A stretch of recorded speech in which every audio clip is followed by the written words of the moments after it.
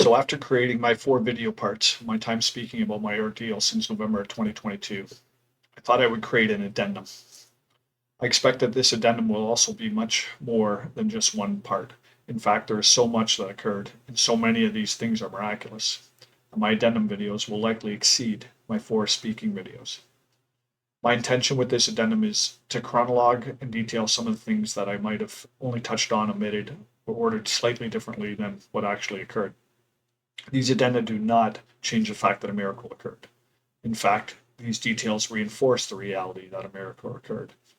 And there is so much to what had happened that it would have been impossible to include all of this when I spoke. To start, I'd like to say thank you to the staff at North Park Church in Stratford who invited me to speak. God truly is faithful, and there is a whole story of God weaving a tapestry among his people that included me speaking at this church. I would have never guessed that this location would be the location I was asked to speak at. There is so much that I can talk about. So I will start with this. While I was speaking, I said, I assure you, this is not the whole story. I said this because it is not the whole story. If I start at the beginning, I mentioned that on Wednesday, November 9th, I went to the hospital emergency room as my symptoms had changed.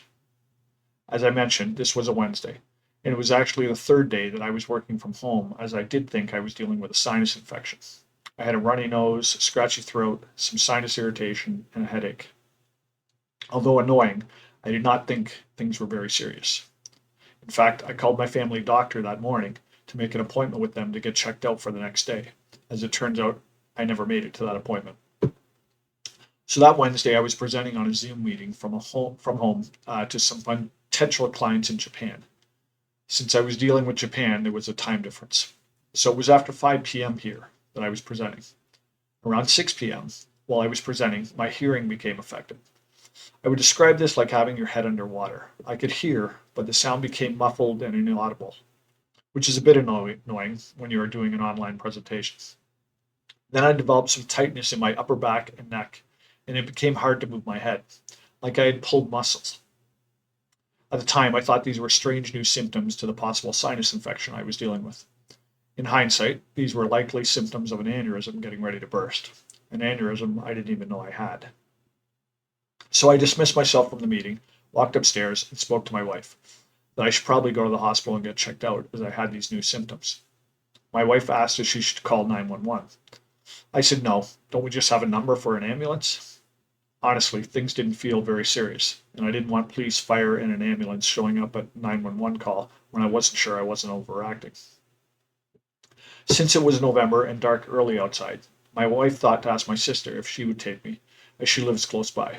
And neither my wife nor I like driving at night. My sister showed up at the house a few minutes later, and she and I left for the hospital to get checked out. Thank you to my sister for taking me. I didn't even kiss my wife goodbye, as I thought I would be back soon. When we arrived at the hospital, my sister dropped me off so she could park the car, and I walked into the emergency room and filled out a form by the attendant. A few minutes later, another attendant walked up to me and asked if I had a do not resuscitate order. At the time, I thought this was kind of strange, because I considered myself quite young and fairly healthy, and in no need of this. I concluded I likely missed something on the forms, and the attendant was just completing the forms I screwed up. Little did I know how close to death I would actually be in only a couple hours. To add a bit of a miraculous timing to these events, as I mentioned, it was a Wednesday, November 9th. The weekend before, I was with a couple of guys at a cottage a couple hours from home. And less than 2 weeks before this, I was working in Mexico. If I developed any of the symptoms that I got on November 9th, while I was in any of these 2 locations, I likely would have just gone to bed, tried to sleep it off, as I didn't think my life was in jeopardy. My aneurysm probably would have burst, and I'm pretty certain I would have died.